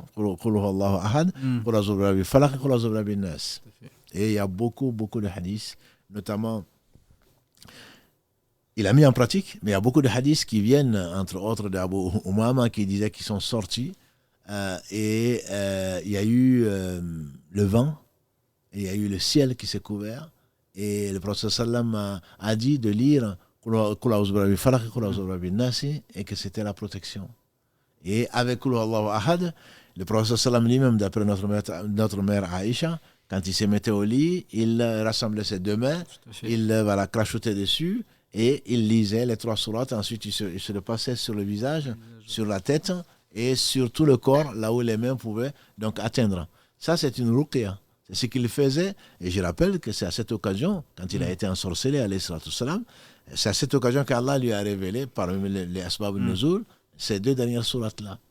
De lire, il a conseillé de lire après chaque prière. Après chaque prière. Et donc, après le Asr et après le Fajr, 3 fois. 3 fois après la prière, et en se mettant au lit avec les ablutions, également de lire donc, ces sourates-là qui permettent, grâce à Allah subhanahu wa ta'ala, de nous protéger. Donc ça, ces 3 sourates-là, on doit les lire autant que faire se peut. Et chacun d'entre nous, alhamdulillah, nous les enseignons à nos enfants. C'est des sourates qui sont courtes, 4, 5 versets, et qui sont faciles, grâce à Allah subhanahu wa ta'ala, donc de les retenir par mémoire, et que l'on doit réciter après chaque prière. Certains vont dire, il y a d'autres sourates comme la sourate Kafirun, que Allah a anobli, que Allah a particulièrement recommandé au prophète sallam, qui contient vraiment l'opposé et la négation ou du shirk. Oui. Donc il y a une sourate dans laquelle Allah a résumé le désaveu du shirk, désaveu de l'association, qu'on verra Inch'Allah mercredi prochain, de l'association, sous toutes ses formes et sans compromission. Sans compromission, il n'y a pas à dire non mais je vais faire un peu ça, ils vont faire un peu ça. C'est cette sourate, on dit que ça a été révélé quand les polythéistes ont proposé au prophète sallam d'adorer leur divinité un an et qu'eux aussi vont adorer sa divinité un an. Donc nous, on est toujours en train de faire des compromissions. Je ne parle pas de compromis, la compromis c'est la vie. Le compromis plutôt c'est la vie. C'est la vie, on ne peut pas vivre en société ou on ne peut pas vivre même en couple sans faire des compromissions, sans faire des concessions, des compromis. Mais la compromission, c'est d'abandonner quelque chose d'essentiel, de fondamental pour autre chose. Et ça, bien entendu, dit au vous, les non-croyants, je n'adore pas ce que vous adorez, vous n'adorez pas ce que j'adore, jusqu'à la fin des versets de la sourate 109. Oui. Le prophète sallam le disait, on disait souvent dans la deuxième raka de ce qu'ils appellent le shafr et le witr. Il le lisait dans la première raka du fajr, dans la première raka, après les deux rakas du tawaf. Donc, Allahu Ahad étant la deuxième raka, la sourate qu'on lisait dans la deuxième raka du Tawaf, dans la deuxième raka du Fajr, etc. Ce sont des valeurs, ce sont des sourates que le prophète sallam Allah lui a fait aimer, justement, parce que l'un contient l'antidote même du polythéisme sous toutes ses formes, et l'autre contient la sincérité pure, puisque ça s'appelle l'ikhlas. Voilà. En plus donc de ces bienfaits-là. Et peut-être également, il y a les 3 premiers versets de la sourate Al-Fatir. C'est une sourate, c'est la sourate numéro 35. Les 3 premiers versets. Hamim, tanzilu kitab min Allah al-Aziz al-Alim, ghafiri dhambi, qabili tawbi, shadili liqam, la ilaha illahu ilayhi al-masir. C'est les 3 premiers versets de la sourate Ghafir. Le prophète sallallahu alayhi wa sallam a dit que celui qui lit ces 3 premiers versets et Ayatul Kursi, ou je pense que c'est avec Ayatul Kursi, s'il le lit le matin, ça le protège jusqu'au soir. Et si le soir, ça le protège jusqu'au matin. Oui. Donc ça fait partie des 10 moyens qui nous sont conseillés pour se protéger contre le mal de Satan et de ses suppôts. Donc ça fait partie de cela aussi. Et également, c'est dans la 285 bien entendu cette protection qu'Allah subhanahu wa ta'ala va accorder à celui qui le lit, donc et bien d'autres choses. Effectivement, tu parlais de ces petites sourates, effectivement, pourquoi elles ont une importance aussi grande alors qu'elles sont petites? C'est une question, pardon. Quelle est la raison derrière du bienfait important qui est derrière la sourate, surtout par exemple l'ikhlas, parce que j'ai en mémoire le hadith du prophète sallallahu, il y a un homme qui est venu le voir, il lui a dit qu'il aimait beaucoup cette sourate, le prophète sallallahu, il a dit effectivement grâce à ça tu rentres au paradis. Tout à fait. Tu es au paradis. Du coup, est-ce que tu peux nous expliquer pourquoi sourate Ikhlas, alors qu'elle est très courte, on dirait effectivement pourquoi par rapport à d'autres sourates qui sont beaucoup plus longues que ça, le Baqara par exemple, effectivement il y a autant effectivement de bienfaits derrière l'Ikhlas. La première raison, c'est qu'Allah lui a accordé cette place. C'est ça. Ça, je pense que c'est avant tout. Il n'y a pas de logique, entre guillemets, bien que la raison peut comprendre pourquoi. Voilà. Allah a rendu cette sourate l'équivalent du tiers du Coran. Et je vais juste ouvrir une parenthèse, comme le disait le Cheikh Uthaymin, rahimahullah. C'est pas parce que c'est le tiers du Coran que ça va empêcher que c'est comme si on a la récompense du tiers du Coran. Mais si on ne lit pas la Fatiha dans la prière n'est pas valable. Voilà. On peut dire, mais c'est le tiers, donc je vais dire Allahu Akbar, Qul huwallahu ahad, notre prière est nulle. Puisque le prophète sallam t'a dit que la Fatiha, Allah, la salata liman lam yaqra umul kitab. Il n'a pas de prière celui qui n'a pas lu la mère du livre. Donc la Fatiha obligatoire, ça ne veut pas dire que ça la remplace. Ça veut dire que ça, tu as la récompense. Donc, en effet, c'est l'unicité même, la pureté.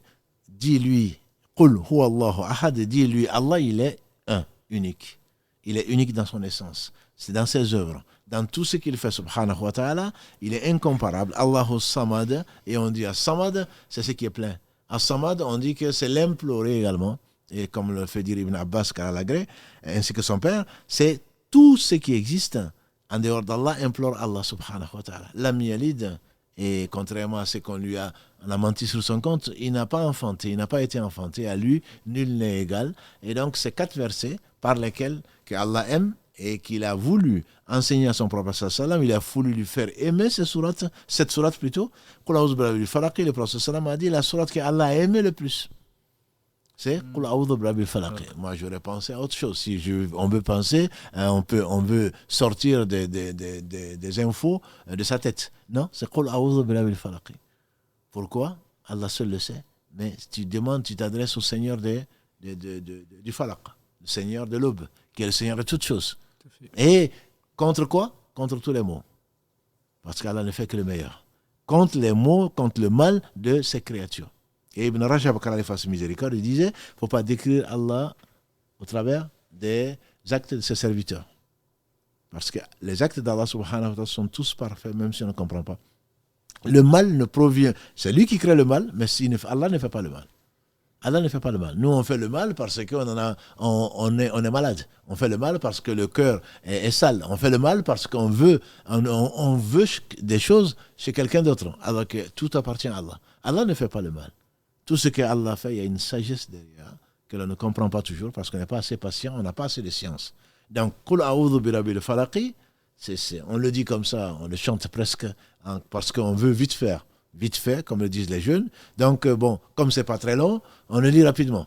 C'est pour cela, malheureusement, qu'on lit aussi Qul Allahu ahad ou Qul ya ayyuhal kafirun, parce qu'on veut terminer rapidement la prière, alors que c'était encore une fois, il faut le répéter, la prunelle des yeux du prophète sallallahu alayhi wa sallam. Ce monde, tout ce qu'il contient, Allah lui a fait aimer 3 choses, mais il dit parmi ces 3 choses, c'est là qui tient le plus. Là où c'est qu'il délecte, c'est vraiment la prière. Et donc, c'est dans cette prière que le prophète sallam Allah lui a fait aimer ça et il récitait, bien entendu, le Coran. Et s'il s'arrêtait à Qul Allahu ahad, ce n'est pas parce que elle était la plus longue, et il récitait les versets les plus longs, mais également Allah lui a fait aimer donc ces sourates courtes. Une des sagesses, c'est le contenu, mais c'est également parce que c'est facile, à la facilité à tout un chacun. Nos enfants commencent, et d'ailleurs, ils commencent par Al-Baqarah. Ils commencent par la Fatiha, ensuite Qul Allahu ahad en général, Qul a'udhu birabbil falaq, Qul a'udhu birabbin nas, et ça suffit entre guillemets pour faire sa prière. Mieux encore si on pouvait le comprendre, et je conseille beaucoup à mes sœurs et à mes frères de connaître, même si on est francophone, de connaître le sens des versets. Ne serait-ce que de ces sourates-là que l'on répète souvent. Parce que ça nous permet, grâce à Allah, que ça rentre dans le cœur, qu'on se concentre, puisqu'on a de la prière que là où on est concentré, et la moitié, le tiers, le quart jusqu'au 10e, et comment faire comme un perroquet et répéter des choses. C'est la meilleure des paroles, mais on n'en connaît pas le sens. Donc, comme Allah le dit à propos d'autres personnes, donc celui qui porte le livre, ici en l'occurrence Allah parlait de la Torah, alors qu'il ne l'a pas intégré, alors qu'il n'a pas vraiment réfléchi ni médité, c'est comme un âne qui porte un fardeau. Et donc le fait de réciter comme ça, ah oui, mais moi je ne comprends pas arabe, comme beaucoup de nos frères et nos sœurs, c'est pas un défaut. Les Arabes représentent, on dit, 20%, quand je dis les Arabes, les gens qu'on pense, on a déjà discuté ici, qu'on pense comprendre l'arabe, ils représentent, on dit 20% des musulmans. Donc ce n'est pas, il faut apprendre bien sûr la langue arabe pour comprendre le Coran, pour aimer le Coran, mais ce n'est pas parce qu'on ne comprend pas arabe qu'on se doit de répéter comme un perroquet sans vraiment connaître le sens de certains sens en tout cas, de la part d'Allah subhanahu wa ta'ala, et surtout la mettre en pratique et l'aimer et la mettre en pratique. Barakallahu fik, Allah te récompense par le meilleur. Peut-être on n'a pas cité tout à l'heure, on a cité le Baqarah, Al-Imran effectivement, qui on est passé très très vite, qui est dans le même hadith. Et c'est vrai que il faut savoir que le Coran arrive le jour du jugement dernier comme intercesseur. Et ça, si tu peux, Inch'Allah, juste nous en parler, parce que c'est important, c'est une bénédiction sur cette terre, mais aussi c'est salvateur le jour du jugement dernier. Tout à fait, ça c'est le Coran en général. Et le prophète sallam a dit que le Coran et le siyam, dans le même hadith, le Coran et le jeûne, interviendront au jour du jugement dernier comme intercesseurs. Ça veut dire que le jour où on en aura le plus besoin. Le Coran ne me demandait pas comment. Le Coran va demander à Allah subhanahu wa ta'ala de nous pardonner, de nous faire entrer au paradis, etc. Et Allah va accepter leur intercession, notamment pendant le Ramadan, puisque le hadith dit, le Coran va demander à Allah l'intercession en disant, prends-moi un intercesseur parce que je l'ai empêché de dormir la nuit. Et le jeûne va dire, je l'ai empêché de manger et de boire la journée. Donc les nuits de Ramadan ne sont pas faites pour rester sur le téléphone, rester devant la télé ou aller encore pire, aller faire n'importe quoi dans la nuit. C'est vraiment fait pour réciter encore plus le Coran, puisque c'est le mois de Coran, puisque c'est pendant le mois de Coran et pendant le mois de Ramadan que le Coran a été révélé. Donc le Coran, Allah va accepter son intercession et ce jour on en aura besoin. Des intercessions, on en a peut-être un peu parlé au cours d'une des émissions. Il y a 8 types d'intercessions, mais là Allah accorde l'intercession du Coran, il va l'accepter parce que c'est sa parole et sa promesse est vraie. Et également, ce qu'on a déjà également évoqué, je pense que c'est bon de le dire, c'est que l'homme sera honoré, la femme aussi, à part presque une couronne de lumière. Il va dire, oh mon Dieu, d'où me vient ça? On dit c'est à cause de la lecture du Coran ou la récitation du Coran de son enfant. Voilà. Donc, non seulement ça va nous profiter, ça va, Inch'Allah, profiter également à nos parents.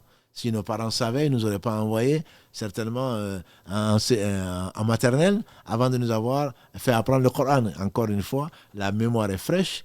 L'enfant, c'est comme une éponge. On a déjà parlé d'un point de vue éducation. Et on a dit qu'un certain comme An-Nawawi, qu'Allah fasse miséricorde à tous nos savants, ont appris le Coran à 7 ans, d'autres à 10 ans. Et ce n'est pas parce que, je me rappelle, qu'Allah fasse miséricorde à nos parents. Je me rappelle que on n'allait pas à l'école qu'on appelait française avant d'avoir été à l'école coranique. C'était 4h, 5h du matin.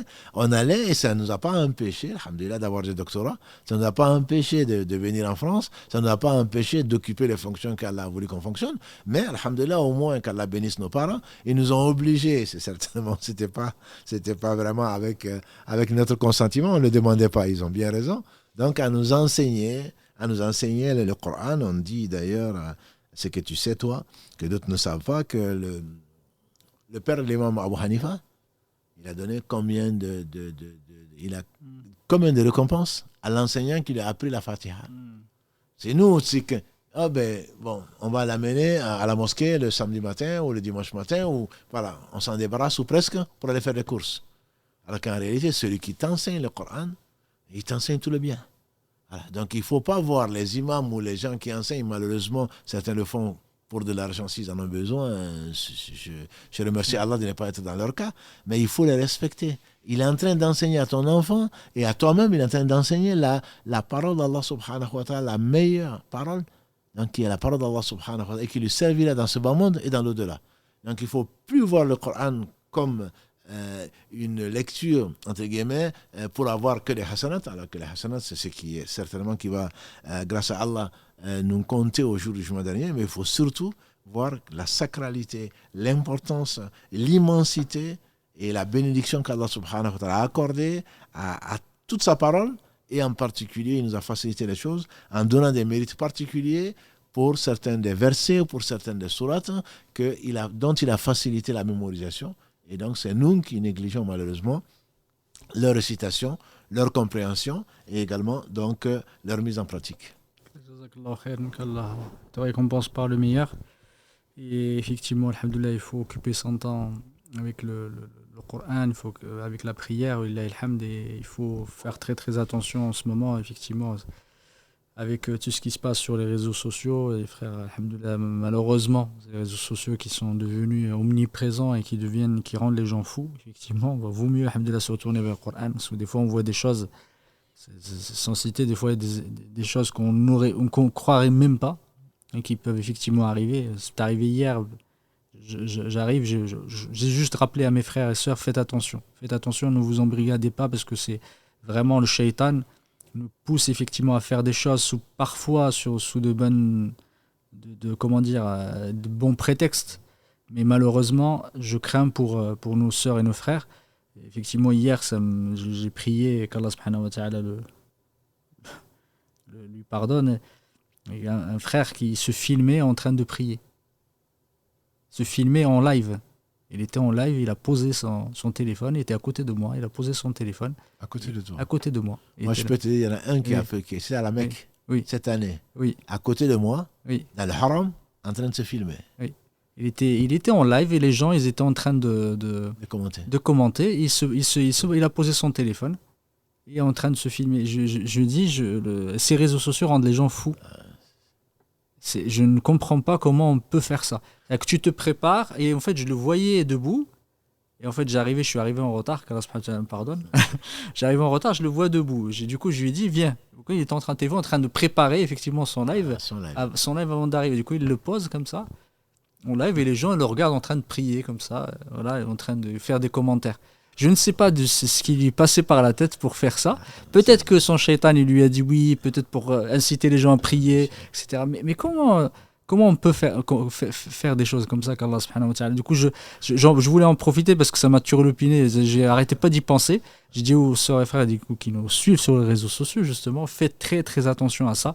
Ce n'est pas un endroit où il y a qui est coupé du monde, ou peut-être qu'Allah subhanahu wa ta'ala ne vous voit pas, ou tout ce que vous faites, ça n'a pas de sens, parce que malheureusement, il y en a qui sont complètement transformés quand ils sont derrière leur écran et qui deviennent des gens qui complètement transformés. Faites très attention parce qu'Allah subhanahu wa ta'ala vous voit, que vous soyez sur les réseaux sociaux, tout ce que vous écrivez, tout ce que vous faites, peu importe où vous trouvez, Allah subhanahu wa ta'ala vous faites très très attention par rapport à votre sincérité et par rapport à ce que vous faites et les actions que vous faites. Malheureusement, avec le développement de ces réseaux sociaux, je crains pour mes frères et mes sœurs. Barakallahu fik Cheikh, qu'Allah te récompense par le meilleur et te facilite. Et je pense qu'on est arrivé parce que le téléphone est déchargé depuis un moment. Du coup, je sais plus quelle heure il est. 11h, 11h02. 11h02, alhamdoulilah. Alhamdulillah. Barakallahu fikum, salam alaikum à tous nos frères et à tous nos sœurs. Salam alaikum, Cheikh Mohamed. Barakallahu fikum pour cet échange. Barakallahu fikum, Mohamed, pour ce petit rappel. En effet, les réseaux sociaux, c'était un outil qui pouvait nous servir et aujourd'hui, on se demande si nous ne sommes pas devenus les outils des réseaux sociaux. Alhamdulillah, qu'Allah nous préserve. En tout cas, quand on les utilise à bon escient, il y a de quoi faire. Alhamdulillah, il y a quelques questions. La première question qui a un rapport donc avec le sujet, cher. Il me semble que vous n'avez pas parlé, à moins que ça m'a échappé, en lisant peut-être les commentaires des frères et des sœurs pour relever les questions. D'ailleurs, pardon, juste une petite parenthèse. Donc on a pas mal de frères. J'ai vu des messages passer demandant de relayer nos questions. Donc je l'ai déjà rappelé, j'essaye de faire le tri parmi toutes les questions qui sont posées. Je prends les questions qui me paraissent les plus pertinentes, ou en tout cas celles qui sont vraiment en rapport avec le live. Et si vous attendez vraiment une réponse une réponse à vos questions, n'hésitez pas à aller sur les messageries privées de nos comptes des réseaux sociaux, que ce soit sur Instagram, sur Facebook, ou envoyer un mail. On essaiera de vous répondre dès que possible. Ne soyez surtout pas pressés, Inch'Allah. Mais voilà, on est obligé, avec le temps que l'on a, de faire le tri parmi les questions qui sont posées. En tout cas, n'hésitez pas à poser vos questions, Inch'Allah. Si on peut la récupérer et la poser, ça sera avec plaisir, Inch'Allah. Barakallahu fikum. Et la première question, donc, cher, c'était parmi toutes les sourates que tu as citées, les versets que tu as cités, vous n'avez pas parlé de la sourate al-Mulk, qui est aussi recommandée à lire tous les soirs. Et quels sont donc les mérites de sourate al-Mulk, le fait de la réciter ou de lire le soir, pardon. Non, ce n'est pas la seule sourate d'ailleurs qu'on n'a pas citée. On avait noté les 10 premiers versets, par exemple, de la sourate Al-Kahf, le prophète sallam dit de l'apprendre. Celui qui apprend les 10 premiers versets, ça le protégera contre l'antéchrist quand il va arriver. Et c'est le pire. C'est la pire des choses qui va arriver. Et donc ça va arriver forcément à la communauté de Mohammed sallallahu alayhi wa sallam, puisque c'est la dernière des communautés. Il y a le Mulk, effectivement, c'est parce que Mohammed a dit qu'il ne restait plus que 10 minutes qu'on est parti sur ce que tout le monde connaît, en tout cas presque. Mais effectivement, le Mulk, c'est la sourate 67, elle a 30 versets. Dans différentes versions, le prophète sallam dit qu'il nous a conseillé et il nous a enseigné tout le bien. Allah nous a enseigné tout le bien au travers de ses propos, sallallahu alayhi wa sallam, qui ont été authentifiés, entre autres. un hadith par rapport donc au mérite qu'Allah a accordé à la sourate al-Mulk. Il dit lisez-le, une sourate qui est dans le Coran, qui a 30 versets et qui protégera ou qui défendra celui qui le lisait dans la tombe contre le châtiment de la tombe. Donc ça c'est connu et effectivement ça prend top chrono, ça prend 5 minutes, même pas. Et je dis à mes sœurs et à mes frères que on peut l'écouter et on peut le lire. Et au bout d'un certain temps, alhamdoulilah, grâce à Allah, on va le retenir par cœur. Voilà. Donc, ça paraît difficile, mais c'est facile à Allah. Si effectivement on a déjà négligé dans la prière, après chaque prière, le prophète nous a incité à demander à Allah la protection contre 4 choses qui sont bien plus faciles à apprendre que la sourate al-Mulk, comme la sourate al-Mulk, chaque lettre, au moins, donc procure, grâce à Allah, 10 bonnes actions. Mais en plus, on est convaincu qu'en la lisant, donc c'est le soir, chaque soir, de lire. Donc ça peut être, le soir commence dans l'islam, et comme ailleurs d'ailleurs, avec le Maghreb. Donc le jour commence avec le Maghreb. Et du Maghreb donc jusqu'au Fajr, entre guillemets, celui qui peut réciter cette sourate, il la récite. Il peut être à Dodan, il peut être dans sa voiture, il peut être même dans son lit, je dirais. À part que dans le lit, on risque de dormir.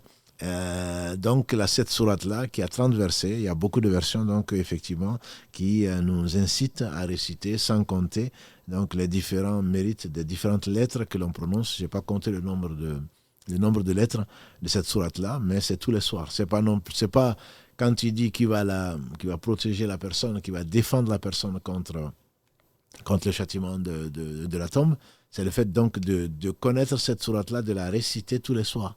On peut bien entendu l'oublier. Et le prophète sallam, quand il était dans une position, Allah a voulu que quand il est malade, il n'a pas pu réciter ou se lever la nuit pour prier, il le faisait le matin.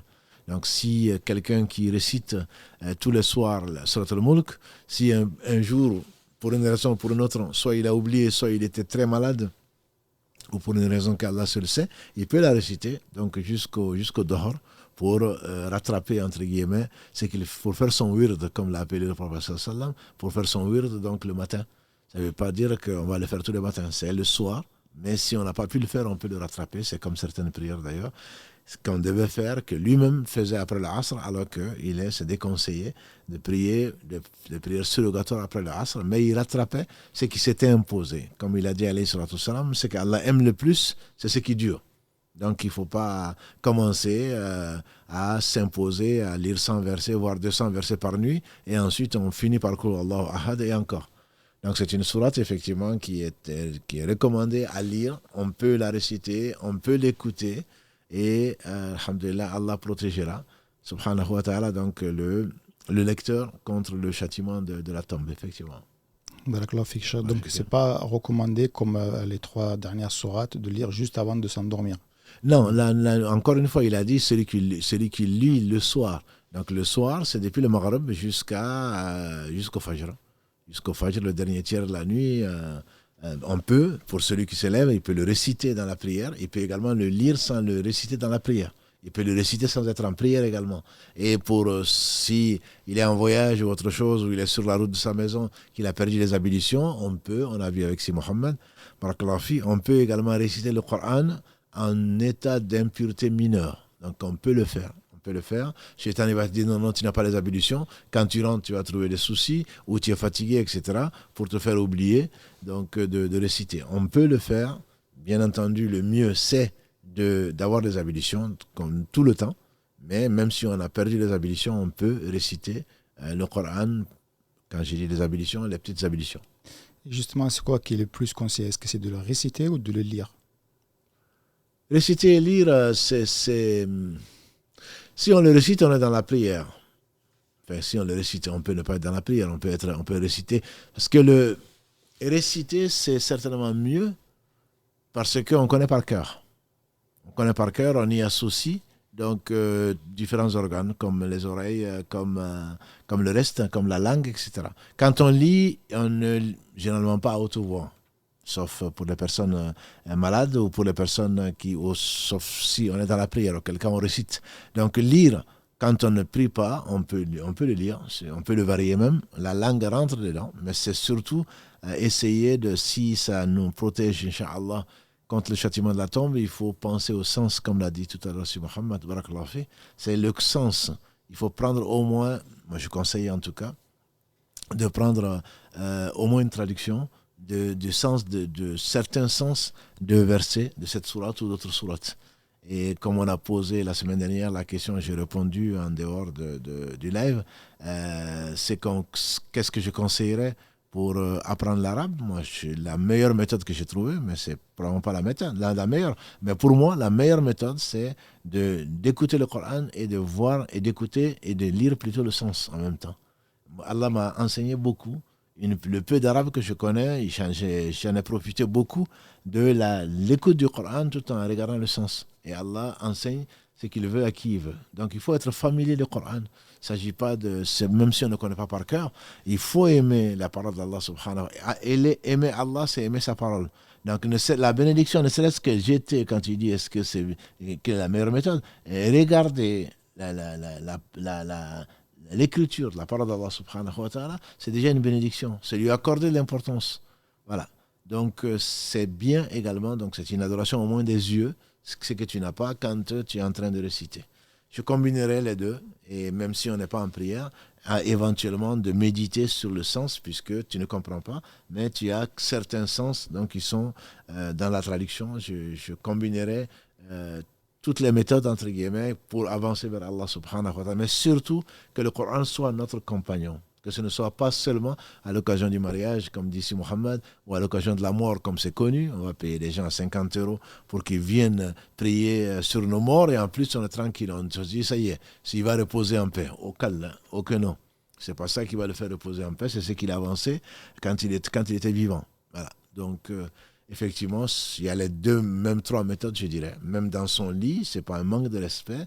Avant de dormir, on peut très bien prendre des sens du Coran, que j'appelle pas traduction du Coran, traduction des sens, de deux sens plutôt, puisque Allah est le seul parfait, de quelques sens donc de versets.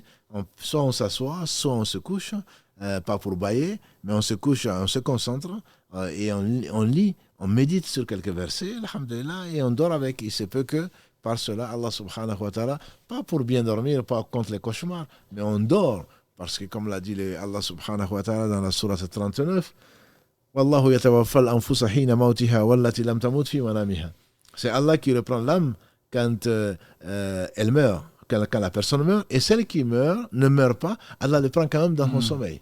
Et Allah renvoie donc l'âme au corps pour celui qui se réveille. Donc quand on va, et les hadiths du prophète sont connus, notamment celui qui dit si tu reprends mon âme, fais-lui miséricorde, et si tu la renvoie-la avec les âmes, donc des gens qui sont pieux. On est maître de rien. Donc, quand on se couche, on n'est pas sûr de se réveiller, et comme on n'est pas sûr de quitter cette table, et quand on vit, on n'est pas sûr de vivre l'instant d'après. Donc c'est profiter vraiment, surtout quand tu ne maîtrises rien du tout. Tu ne vois rien venir et qu'il y a des gens qui sont morts dans leur sommeil, comme d'autres qui sont morts de leur vivant. Mais il arrive que les gens ne se réveillent pas. Donc c'est une petite mort. Et c'est bien de dormir avec le rappel d'Allah sur la langue jusqu'à ce qu'il nous accorde donc ce bienfait qu'est le sommeil. Barakallahu fik, Cheikh. Je vous propose de prendre un premier appel, Inch'Allah. Allô, salam alaikum. Salam alaikum. Alaikum salam.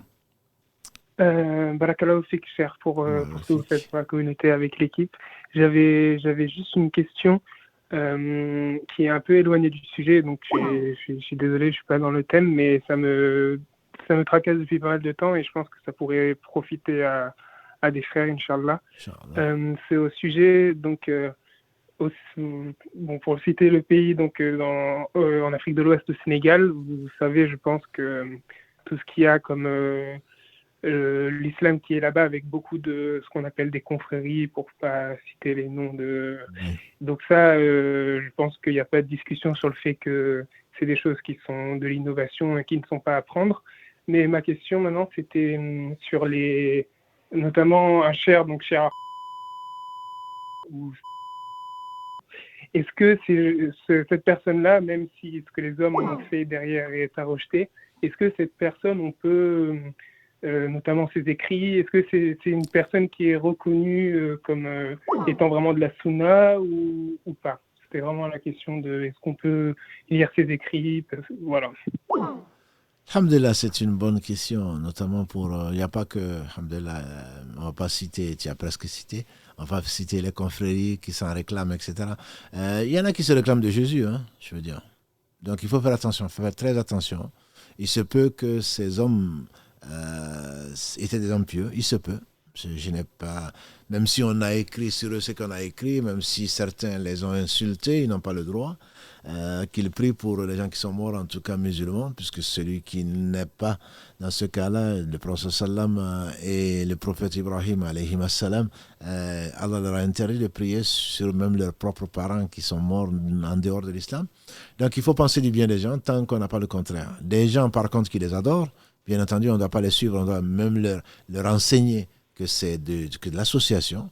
Et si les personnes continuent, les avertir de ce qui les attend s'ils mourraient dans cet état-là. Donc il est clair, le professeur n'a pas confié à quelqu'un un secret qui passerait par des marabouts, par des personnes particulières qui seraient les seuls à le connaître. Ce serait mentir sur le professeur sallam, c'est pire encore, que ce serait vraiment de l'innovation. Et quelqu'un qui va apporter à notre religion quelque chose que le prophète n'a pas apporté, certainement c'est quelque chose d'extrêmement grave. C'est quelque chose d'extrêmement grave. Il va prendre ce péché-là qui est énorme et le péché des gens qui vont le suivre.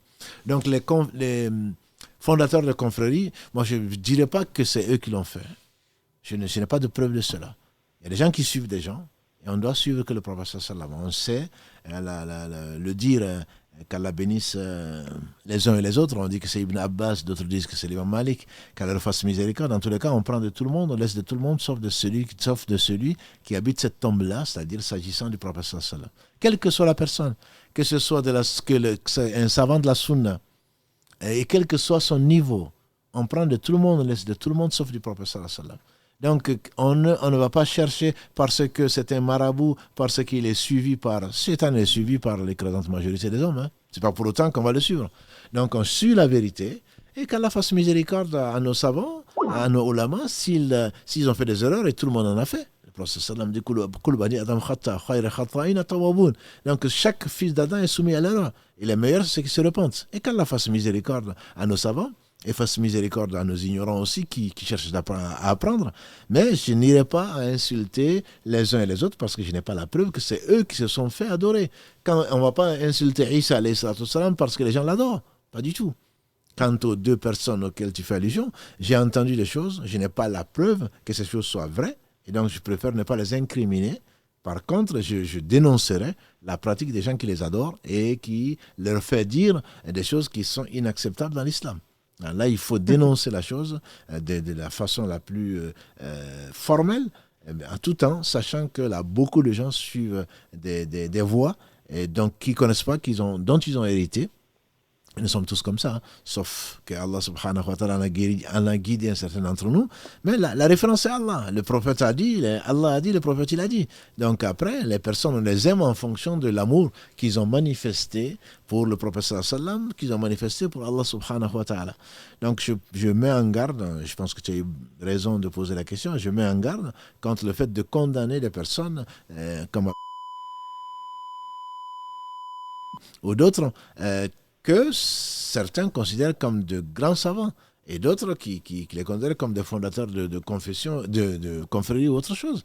Je pense qu'on s'occupe de soi-même, y compris pour les gens qui sont passés. S'ils ont fait des erreurs, qu'Allah subhanahu wa ta'ala leur fasse miséricorde. Et s'ils ont fait des bonnes choses comme Allah seul sait, et je me rappelle encore, on vient juste de le faire dans le cours, excuse-moi d'être long, quand celui qui a fait l'erreur d'écrire une lettre pour l'envoyer aux Mécois pour trahir un secret du prophète sallam en disant qu'il va aller à la Mecque. C'est Ibn Balta. C'est le prophète sallam. Il a dit pourquoi tu as fait ça. Il a dit wallahi je n'ai pas réuni ma foi. Omar dit laisse-le moi, c'est un hypocrite. Laisse-le moi, je vais lui couper la tête.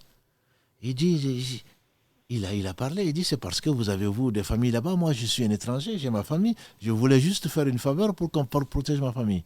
Le professeur m'a dit à Omar, il a dit vrai. Il a dit il se peut que Allah ait regardé les gens de Badr, il leur a dit faites ce que vous voulez, je vous ai pardonné. Je pense qu'il faut garder une excellente opinion de gens et avoir une mauvaise opinion de nous-mêmes. Il se peut que quelqu'un que tu juges comme un mauvais pratiquant, je ne dis pas qu'il faut accepter ce qu'il fait. Nous, on juge sur le hadith d'Aïcha, qu'Allah l'agrée. Le hadith d'Aïcha qui dit « Celui qui apporte dans notre religion ce qui n'en fait pas partie est à rejeter ». Ça, c'est le hadith, on juge sur les actes des gens. Quant à l'intention, c'est le hadith d'Omar ibn Khattab. Donc c'est Allah qui sait. Mais il se peut que quelqu'un ait donné sa vie, quelqu'un ait sauvé cette fameuse femme qui était prostituée. Allah lui a pardonné parce qu'elle a donné à boire à une chienne. Donc c'est pas à nous de juger les gens. On juge l'acte, mais on ne juge pas les gens. Et il se peut qu'à cause de ça, les gens qui ont fait Badr, ils n'étaient pas très nombreux, 313, 314, on dit, avec le prophète sallam, toute leur vie, quel que soit ce qu'ils ont fait comme erreur, il se peut que, quand le prophète dit la Allah, il se peut que, ça veut dire que Allah lui a révélé. Il se peut qu'Allah lui a dit, faites ce que vous voulez, comme l'a dit Othman bin Affan, que Othman fasse ce qu'il veut, il entrera au paradis. Quelles que soient les erreurs de ces gens-là, je ne parle pas de ces deux que tu as cités, mais de tout un chacun. Ne juge pas les gens, juge les actes. Juge les actes. Si ce acte, effectivement, c'est lui qui l'a dit, si ce acte, c'est lui qui l'a fait, c'est un acte qui est de l'innovation. Et le prophète a condamné l'innovation. Et l'innovation, c'est un des plus grands péchés. Mais s'il l'a fait, s'il l'a ordonné, on a fait dire encore une fois, je reviens à Jésus, alayhi salam, on lui a fait dire beaucoup de choses, mais jamais il ne l'a dit. Allah le confirme et nous, on ne peut pas le dire. Comment est-ce que Jésus peut le dire? L'un des 5 meilleurs prophètes que la terre a porté, l'un des meilleurs hommes que la terre a porté, il n'a jamais dit ça. Que l'on prenne la fin de la dernière page de la sourate 5, quand Allah va lui demander est-ce que c'est toi qui as dit de m'adorer ainsi que ta mère en dehors de moi, il va dire Subhanak. Mais gloire à toi. Comment pourrais-je dire ce dont je n'ai pas le droit? Donc je pense qu'il faut faire très attention à certains de nos frères, alhamdoulilah, qui se réclament de la sunna, qui, avec un excès de zèle et peu de sagesse et peu de science, en train d'insulter ou de juger les fondateurs, paraît-il, de confréries et le reste. La confrérie, non. Il y a un islam, il n'y a pas un islam noir, il n'y a pas un islam sénégalais, il n'y a pas un islam chinois. Non. L'islam, inna dina indallah islam. Allah n'a pas divisé l'islam en 35 000 parties. Non, l'islam, c'est un. On dit non, ça c'est l'islam noir. C'est pas vrai, ça n'existe pas. L'islam blanc, ça n'existe pas non plus. L'islam, c'est l'islam.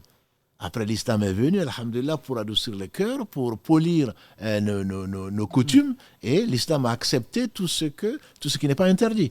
Mais il n'y a pas, chez nous, musulmans, chez nous, les Africains, chez nous, les machins, c'est comme ça. Non, ça c'est chez toi.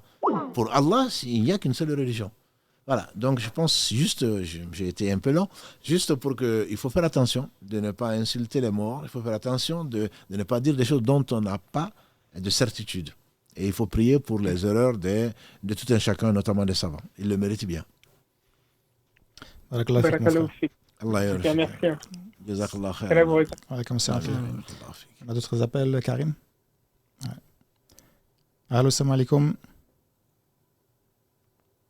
Allô? Oui, allô, salam alaikum. Wa alaikum salam wa rahmatullah. On vous écoute, vous êtes en direct. Merci en tout cas. Merci. Merci en tout cas pour tout ce que vous faites pour notre communauté. On apprend beaucoup par votre intermédiaire. Je voulais connaître votre avis concernant quel livre en fait vous recommandez pour apprendre notre religion et même la maîtriser? Quels sont selon vous les indispensables en fait? Voilà, merci beaucoup. Je vais le laisser à Mohamed. Des livres, c'est pas ce qui manque. C'est vraiment, alhamdulillah, aujourd'hui, comme je disais aux plus jeunes, de mon temps, dans les années 80, je connaissais 4 brochures sur l'islam en français. Aujourd'hui, alhamdulillah, je pense que notre bibliothèque est riche. Très riche, hein, pas celle que vous voyez dans le live. Elle est très très riche, alhamdulillah. Il y a beaucoup de traductions parce que malheureusement, je ne connais pas de livres écrits en français directement. Il y a beaucoup de livres. Ça dépend du niveau, ça dépend de la personne, si elle de sa culture, de son histoire. Voilà, ça dépend. Je ne veux pas non plus faire de publicité, je pense, dans ce live, mais je peux effectivement, on pourra, avec Mohamed Inch'Allah, peut-être proposer des livres aux uns aux autres et peut-être en parler au cours d'un live. Mais moi, j'aime bien un livre qui me paraît, pour un débutant en tout cas, c'est La Voix du musulman. Minhaj al-Muslim, de Abu Bakr al-Jazairi, qu'Allah lui fasse miséricorde. Il est décédé il y a 2 ans, je pense, ou 3 ans à Médine. ce qui est le premier livre que je trouve complet, où il donne il embrasse tout, de la croyance jusqu'au mariage, jusqu'au commerce, etc., etc. Je ne dis pas qu'il est parfait, hein, il y a certainement des erreurs dedans, j'en ai vu, d'autres en ont parlé, mais je mets en garde les gens qui, au lieu de prier pour lui, le critiquent, etc., comme il y en a beaucoup. Tout le monde en prend et on laisse, comme on l'a dit. Moi, pour quelqu'un qui veut commencer, je lui conseillerais ça, tout avec les réserves qu'il y a, mais je lui conseillerais ça. Ça, c'est de tout point de vue. Et quand il a fini ça, Inch'Allah, il y a d'autres livres que l'on pourrait conseiller. Les explications, les commentaires de Riyad Salihin qui font, comment dirais-je, l'unanimité, même si Riyad Salihin pourrait suffire, mais pour l'approfondir, les commentaires, il y en a beaucoup d'autres. Voilà, moi, c'est ce que je conseillerais à un débutant. Comme nous sommes tous des débutants dans ce live, donc après, on pourra, Inch'Allah, donner d'autres références à plus avant. Je ne sais pas, Mohamed, si tu as... Non, barakallahu fik, effectivement, des livres, alhamdoulilah, la bibliothèque francophone aujourd'hui est extrêmement riche. Il y a de plus en plus de livres, effectivement, qui sont écrits directement par des francophones. Alhamdoulilah, parce qu'avant, il y avait beaucoup de traductions, effectivement, maintenant, c'est de plus en plus riche. Et alhamdoulilah, comme tu as dit, effectivement, la voie du musulman, c'est on va dire un standard. On fait partie des livres de référence pour les débutants. Comme tu as parlé de Riyad Salihin pour le hadith, les 40 Nawawi, effectivement, avant peut-être Riyad Salihin, les 40 Nawawi au début, c'est vraiment très intéressant. Surtout les commentaires. Surtout les commentaires, effectivement. Mais il y a beaucoup de commentaires maintenant, alhamdoulilah, vous pourrez en trouver assez facilement. Comme tu parlais du Coran, on parle du Coran, effectivement, c'est les commentaires. Le livre de Cheikh Saadi, qu'Allah lui fasse miséricorde, je pense que c'est un des livres les plus simples, même en arabe, effectivement, c'est le plus simple, le plus facile, avec une langue assez moderne, assez contemporaine, du coup très facile à aborder. Je pense que c'est un des livres que je conseillerais. Moi aussi, oui. Par rapport au Coran. Même s'il n'y a pas beaucoup de livres traduits pour l'exégèse du Coran. Il n'y en a pas beaucoup qui ont été traduits. Il y a par exemple le Tafsir Ibn Kathir, mais c'est plutôt le résumé du Tafsir Ibn Kathir. C'est pas vraiment le Tafsir Ibn Kathir qui a été traduit, parce qu'il est très long. Mais c'est plutôt le résumé. Entre les deux, de toute façon, moi, je conseillerais plutôt le Cheikh Saadi. Effectivement, il faut être un peu plus... il faut être avancé, effectivement. Voilà, il parle de l'histoire, c'est un spécialiste de l'histoire. Tout à fait. Voilà, donc il donne beaucoup plus de détails. Tout à fait. Là, on parle, je ne sais pas, la sœur, peut-être que je suis à côté de la réponse, mais moi, je parle surtout de débutants. Oui. Quelqu'un qui connaît, qui a fini Minhaj Muslim, encore, ce n'est pas un savant. Oui. Mais je pense qu'il embrassera, grâce à Allah, s'il a compris, il embrassera différents aspects, pour ne pas dire tous les aspects de l'islam, du dogme jusqu'au mu'amalat, donc jusqu'au mariage, jusqu'au commerce, etc., etc. Tout à fait. Merci beaucoup. Merci beaucoup. Salam alaikum.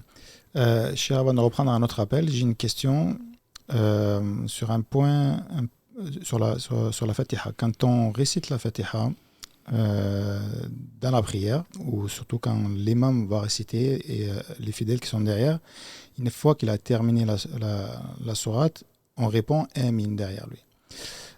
Déjà, je voudrais savoir pourquoi Amin, puisque Amin ne fait pas partie de la sourate, ne fait pas partie du Coran. Pourquoi on est amené à dire Amin? Et puis surtout, alors personnellement, il m'est arrivé, alors je ne sais plus, même si je ne voyage pas beaucoup dans quel pays, où quand l'imam a terminé, il a dit d'abord lui Amin avant que les fidèles ne disent Amin. Donc moi, n'ayant pas l'habitude, je l'ai dit avec lui en fait. Donc je me suis senti un petit peu mal à l'aise. Donc je voudrais savoir comment ça se fait que dans certains pays comme ça, on attend que l'imam finisse et pourquoi dire Amin en fait. Amin, c'est, on traduit en français comme Amen. Puisque dans le christianisme, Amen, c'est ainsi soit-il. C'est ainsi soit-il.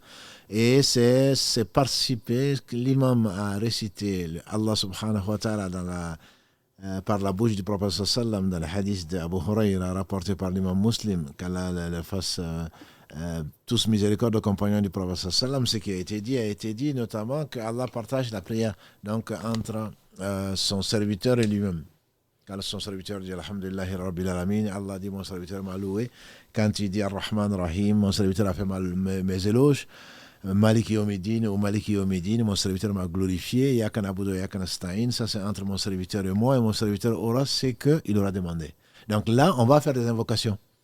On va dire donc Ihdina as-sirata al-mustaqim as-sirata alladhina an'amta alayhim ghayril maghdubi alayhim waladdallin.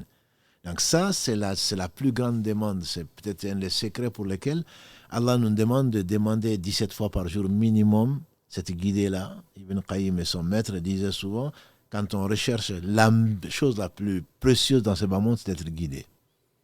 D'être guidé. Donc le fait de dire ça, le fait de dire Amin quand on entend quelqu'un le dire, c'est tu participes, comme Allah le dit avec Moussa et Haroun. Moussa fait un dua, le fait de dire Amin, Allah t'associe au dua. Ce n'est pas que tu as fait le même dua, mais le fait de dire Amin, c'est comme si tu avais demandé avec l'imam, ainsi soit-il. Donc même si tu es seul également, le prophète sallam, quand tu le disais, on disait que la mosquée vibrait. Quand il terminait, on entendait Amin, et il faut le dire, même si dans certains pays qui se réclament du rythme malikite, ils ne le disent pas, ou ils le disent à basse voix. La sunna, c'est de dire à haute voix, en tout cas pour les hommes, et les femmes quand elles sont entre elles. Donc c'est de dire vraiment à haute voix, et on peut le dire, on doit le dire, c'est comme un seul homme. On demande tous à Allah, qu'ainsi soit-il, qu'Allah nous accorde, donc de faire partie, de nous guider et de nous accorder la guidée qu'il a accordée aux gens qu'il a agréés, qui sont les prophètes, les gens véridiques, les martyrs témoins, et ainsi que donc les gens de bien. Et on se dit Amen, Allah exauce, Allah, ainsi soit-il. Donc ça, c'est la première partie de ta question. La deuxième partie de ta question, c'est que pourquoi on dit, ceux avec qui tu as appris, et que quand l'imam dit on dit avec l'imam Amin. Il y a des versions du hadith où le prophète sallam a dit, quand l'imam dit Amin, dites Amin. Donc je pense que certaines personnes ont compris, mais il y en a d'autres qui disent que c'est quand l'imam dit Amin, les anges, quand l'imam termine de réciter la Fatiha, les anges, celui dont le Amin correspond au Amin des anges, parce que les anges sont parmi nous, les anges également prient, et les anges disent Amin en même temps que nous. Celui qui le dit, ses péchés plutôt seront pardonnés. Donc à partir de ce moment-là, on doit se précipiter, pas le dire avant l'imam, parce que l'imam a été fait pour être suivi. On ne doit pas dire avant l'imam, parce que parfois on n'a pas fini, on n'est pas arrivé à Maghdubi alayhim qu'on entend derrière Amin. Non, ça c'est pas la sunna du tout. On ne doit pas précéder l'imam dans quoi que ce soit, comme geste ou comme parole. Le faire, c'est faire du haram. Le faire en même temps, sauf Amin, c'est faire quelque chose de déconseillé. Donc effectivement, le fait de dire Amin avec l'imam et avec les anges, c'est une des compréhensions les plus saines de faire. Donc je peux confirmer que tu peux continuer à dire Amin avec l'imam. Voilà. Ailleurs, ils ont dû comprendre. C'est comme d'ailleurs quand une question que j'ai eue aujourd'hui, que nous avons eue sur Instagram, comment ceci, est-ce qu'on peut, non c'était sur WhatsApp, est-ce qu'on peut dire, on fait faire des invocations dans la prière, autre que sur le prophète sallam. J'ai dit oui, mais tu pries déjà sur le prophète sallam, parce que Duburu Salah, le Cheikh Uthaymin, qu'Allah fasse miséricorde, il dit, quand il s'agit d'invocation, c'est dans la prière. Dubur Salah, quand il s'agit d'évocation, subhanallah, alhamdulillah, le prophète a dit, Dubur, là où on est le plus proche d'Allah, c'est dans la prosternation, dans le sujoud, et à la fin de la prière. Dubur Salah, c'est les Arabes, quand ils disent Dubur, c'est l'arrière, c'est la partie arrière de la chose. Donc certains ont compris que c'est après le salam, mais la compréhension probablement la meilleure, c'est le fait de, avant le salam, une fois que tu as fait le tashahhud, une fois que tu as fait la salat ibrahimi, prier sur le prophète sallam, on demande à Allah la protection contre ces 4 choses que le prophète sallam nous a enseignées, et ensuite on prie pour nos parents, on demande à Allah ce que l'on souhaite, mais dans la prière. Donc là, il y a eu divergence, certains savants ont compris que c'est après le salam, c'est pour cela que l'on voit certains de nos personnes âgées dire salam alaikum, faire ces 33 fois subhanallah et ensuite lever les mains. Lever les mains pour invoquer Allah. Ils ont compris, ou ce qu'on leur a enseigné, que c'est après la prière qu'il faut invoquer Allah. Non, c'est l'avis le plus fort est que c'est vraiment dans la prière, puisque tu es encore dans la prière. Allah subhanahu wa ta'ala dit de lever le voile, et donc il t'écoute, tu parles avec Allah, et c'est à ce moment qu'il faut lui demander. Mais il n'est pas exclu de lui demander en dehors de la prière. Donc il y a quelques divergences comme ça qui ont fait que tu as paru étranger dans un monde quand tu t'es permis de rentrer en compétition avec l'imam, alors que les autres se croient plus respectueux de l'imam en attendant qu'il finisse. Barakallah fik, Cheikh. Allah yafik. On va prendre un dernier appel, Inch'Allah. Allô, salam alaikum. Wa alaykum salam wa rahmatullah. Vous êtes en direct, on vous écoute, Inch'Allah. Ok, assalamu alaikum, ya Cheikh. Jazakallah khairan, hayakumullah. Barakallahu fik. J'ai juste une question, je ne vais pas m'attarder. C'est concernant les versets qui commencent par Rabbana. J'aimerais savoir tous les versets qui commencent par Rabbana sont des doigts dans le Coran. Et si oui, peut-on les lire après le tashahhud ou dans le sujoud comme Allahumma atina fid dunya hasanatan wa fil akhirati. Au lieu de mettre Rabbana, mettre Allahumma à la place. Je ne sais pas si c'est compris. Non, c'est bien compris. Ouais. D'ailleurs, j'ai les petits. Jazakallah khair. Barakallahu fik. Jazakallah khair. Et amen pour tes doigts. Il y a les petits livrets qui s'appellent les 40 Rabbana. Ils ont été chercher ça. Alhamdulillah. Ce sont des doigts que Allah nous enseigne. Et donc, ce sont les meilleurs doigts. C'est ce qu'on trouve dans le Coran et dans la Sunna du Prophète sallam. C'est pas la peine d'aller inventer la roue, d'aller chercher mieux. On se sert dedans et c'est sûr. Le Prophète sallam, d'ailleurs, quand Allah dit Qul ou autre, il le transformait en invocation. Je prends pour preuve dans la sourate encore 39 que j'aime beaucoup. Allah dit Qul illahumma. قل اللهم فاطر السماوات والأرض عالم الغيب والشهادة أنت تحكم بين عبادك فيما كانوا فيه يختلفون. Le prophète sallam le transformait, il disait Allahumma فاطر السماوات والأرض عالم الغيب والشهادة أنت تحكم بين عبادك فيما كانوا فيه يختلفون اهدني لما اختلف فيه من الحق أنت تهدي من تشاء إلى صراط المستقيم. Donc c'est le Coran, c'est une source, la meilleure source des invocations. La Sunna, bien entendu, vient confirmer et donner l'exemple donc de sourate, de meilleure invocation. C'est que tu dis, même Rabbana atina fi dunya hasana wa fil akhirati hasana wa qina adhaban nar, on peut le dire. Quand tu dis Allahumma atina fi dunya hasana wa fil akhirati hasana, tu transformes effectivement le Rabbana. Mais tu peux dire Rabbana, ce sont des doigts, Rabbana la tu'akhirna in nasina wa akhtana, mais le prophète a interdit effectivement de réciter du Coran dans le roko et dans le sujoud. C'est à ça certainement que tu fais allusion. Mais il ne faut pas le dire avec l'intention de répéter le Coran. Il ne faut pas non plus dire donc